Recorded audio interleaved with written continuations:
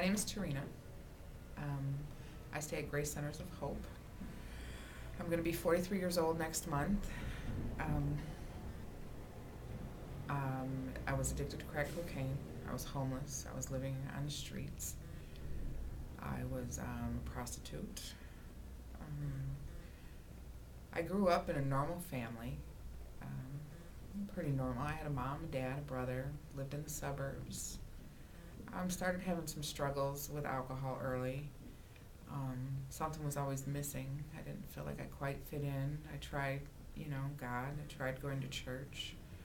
My grandparents were very religious. I managed to, keep it together. I was very intelligent. I went to college. Was on the dean's list, joined the sorority. I was president of my sorority, became a teacher. Had a lot of ambitions, married my high school sweetheart. But I always drank a little too much and partied too much. Started looking for the love that I didn't get from my father, the emotional love, at an early age of 13. Was date raped at 16. And I just kept looking for something to fix me.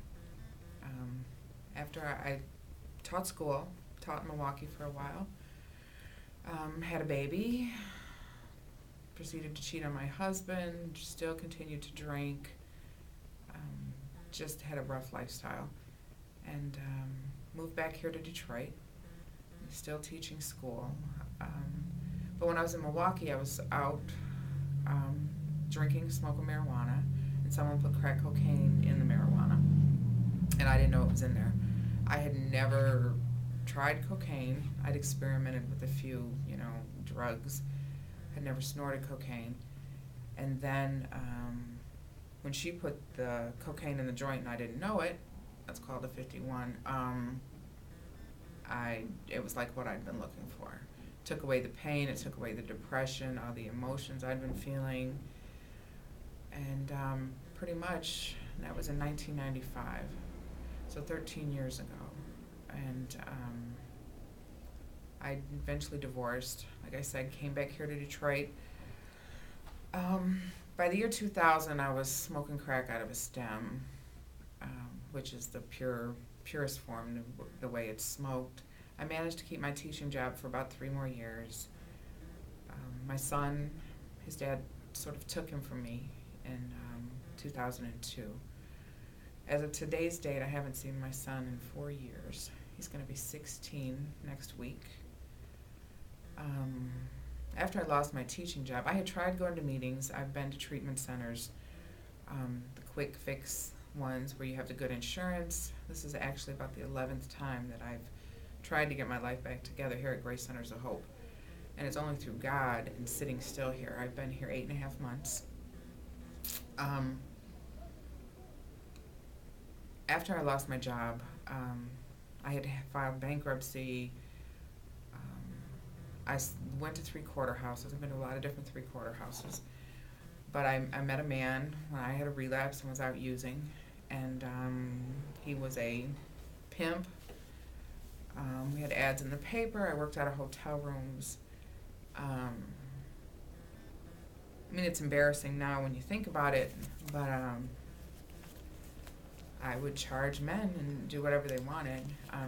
And he made sure that we had the drugs, and fed us occasionally. There was a lot of abuse there, a lot of dangers. I thank God today that I'm still alive. This last time out was the worst.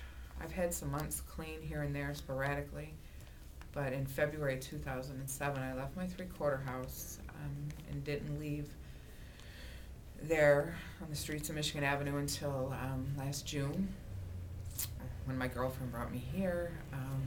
I was sleeping behind dumpsters, in and out of cars, performing sex acts, had a man, a pimp, so to speak. Just did some things that have violated all of my values, and got me to where I'm at today. I'm thankful to God that my girlfriend brought me here. I didn't think I would stay, but I just sit still and I've tried to let God work in my life. I'm actually going back to school. I'm renewing my teaching certificate. There's a gentleman here who is actually paying for me to go back to school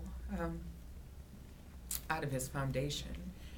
I have a lot of gratitude today, and I'm grateful for Grace Centers of Hope and for people like Terry and the volunteers here who have made this possible. We don't pay anything to stay here. It's all done just through donations.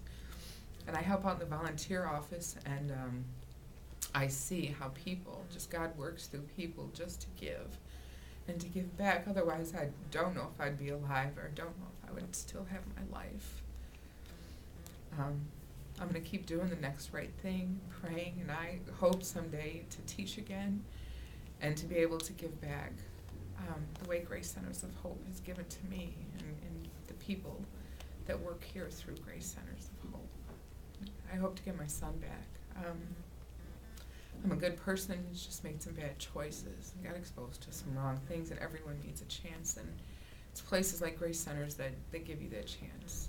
Put God back in your life and recovery, and thank you.